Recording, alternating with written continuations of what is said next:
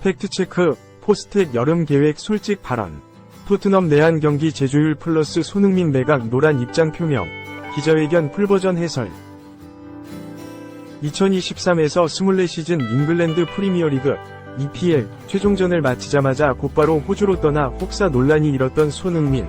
토트넘이 마침내 짧은 휴식을 맞이한다.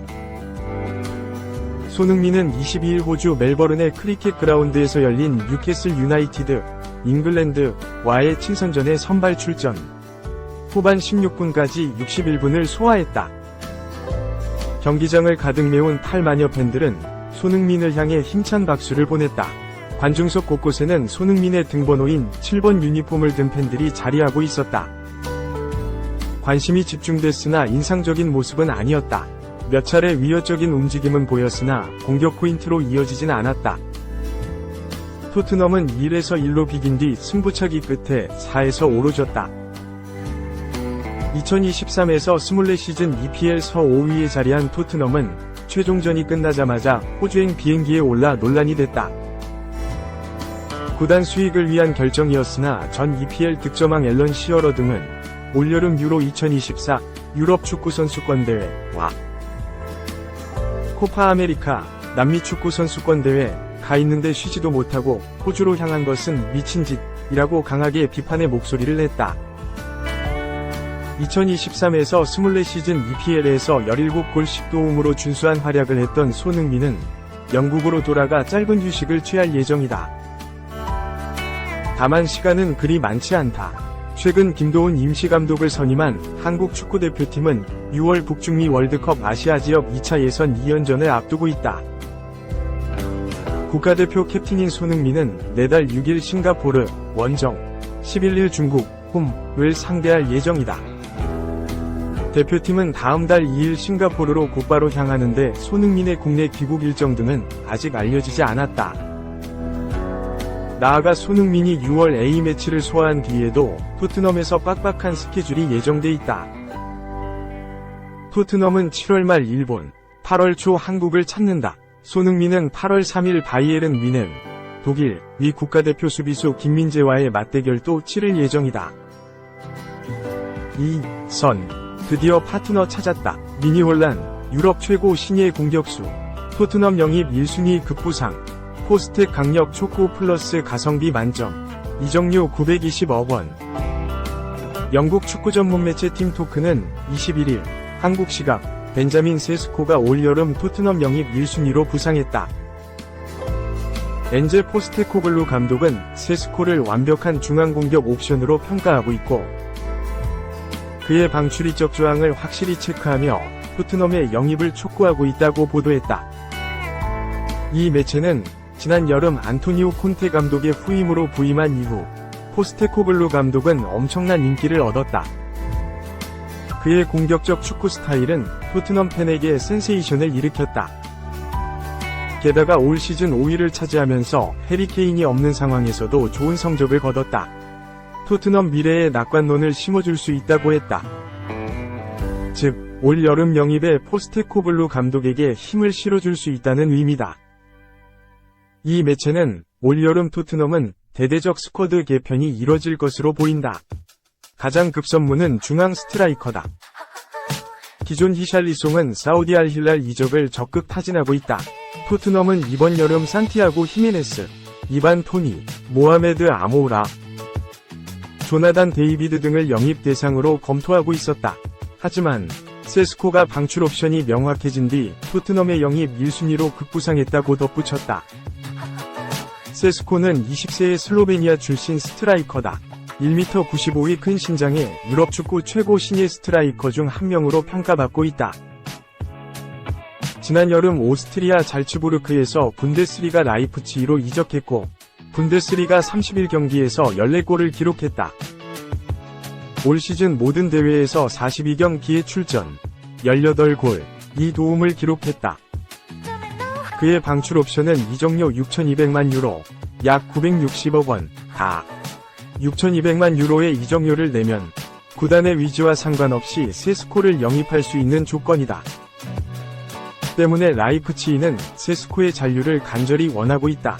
연봉 인상 등 재계약을 적극 추진하고 있지만 세스코의 에이전트는 이적을 원하는 것으로 알려졌다.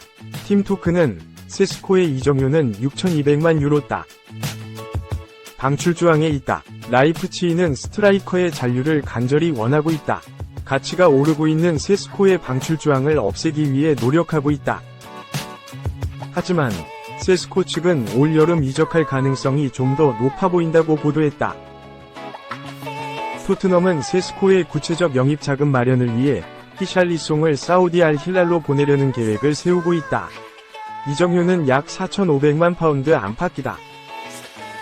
팀토크는 세스코는 현재까지 통산 165경기에 출전해 69골을 넣었고 프리미어리그에서 빛을 발할 수 있는 자질을 분명히 가지고 있다. 그의 에이전트는 이번 여름 잉글랜드로 이적할 것을 조언하고 있다고 보도했다. 세스코는 양발을 모두 사용한다. 잘츠부르크 팀 내에서는 엘링 홀란과 많은 점이 유사하다고 해서 미니 홀란이라는 애칭도 있다. 큰 키에 비해 준수한 드리블링 능력을 지니고 있고 탈압박 능력도 상당하다. 여기에 강력한 운동 능력을 가지고 있다. 홀란보다 빠른 순간 가속력을 지니고 있고 센스, 수비가담도 수준급이라는 평가를 받는다. 몸싸움은 약한 편이지만 헤더를 비롯한 공중 장악력도 상당히 좋다. 즉, 손흥민이 왼쪽 윙어로 손발을 맞출 때 시너지 효과를 충분히 얻어낼 수 있는 선수다. 3. 기묘한 트레이드 성사?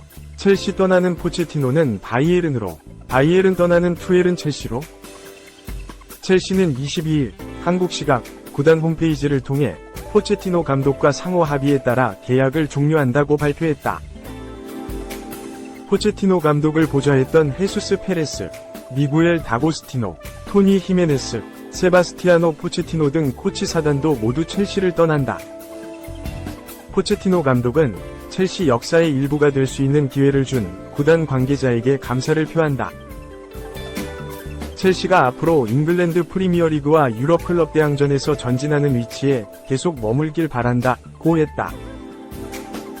로렌스 스튜어트 폴 원스탠리 첼시 디렉터는 구단의 모든 구성원을 대표해 포체티노 감독이 이번 시즌 보여준 모습에 감사를 전한다.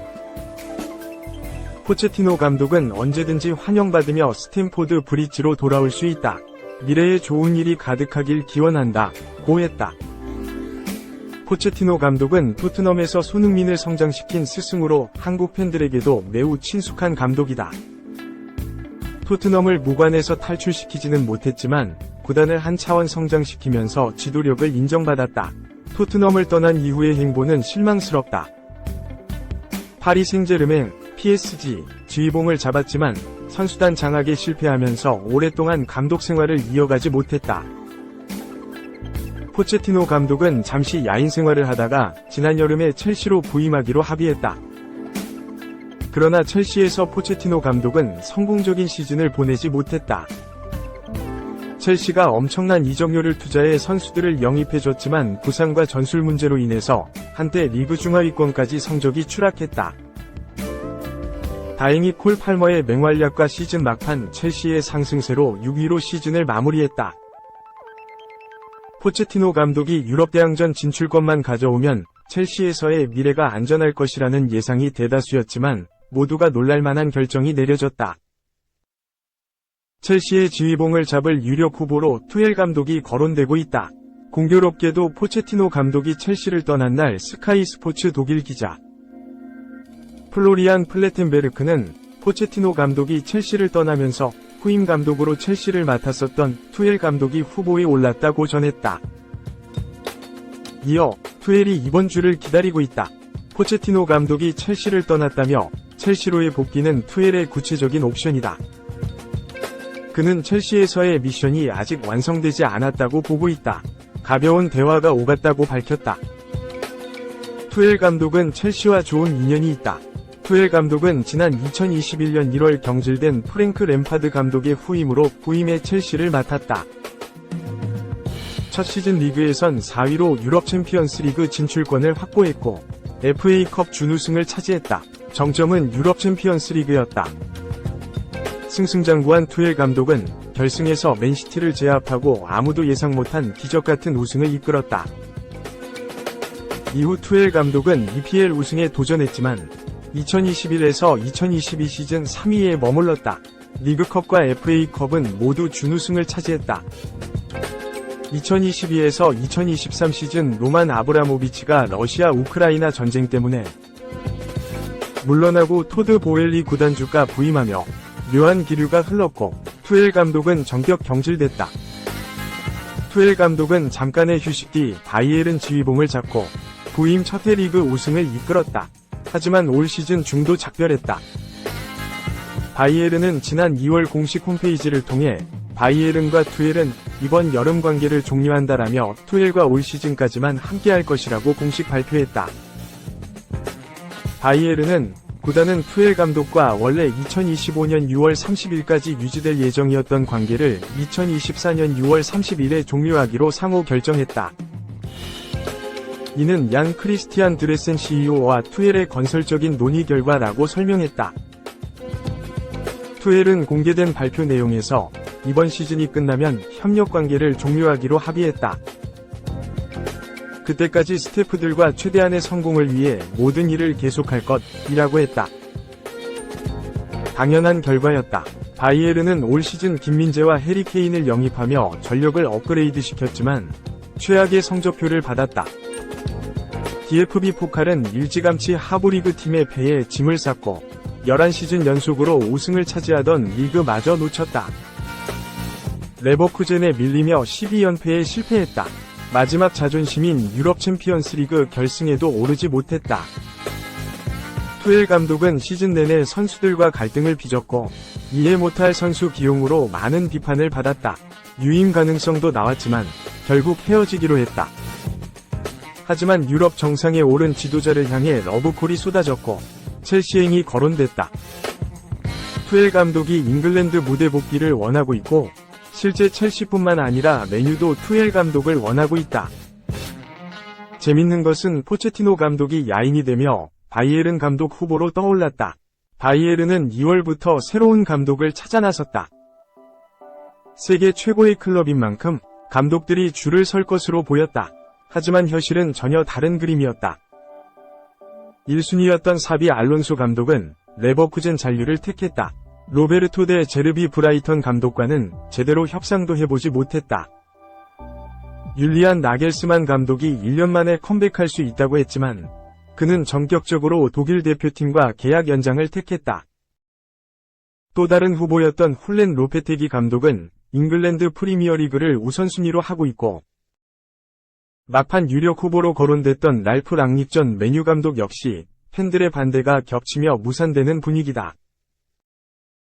이어 바이에른은 슈테판 쿤츠 전 티르키예 대표팀 감독, 홀렌 로페테기 전 울버햄턴 감독, 에릭 텐 하흐 맨유 감독 등과 연결됐지만 역시 뜻을 이루지 못하는 분위기다.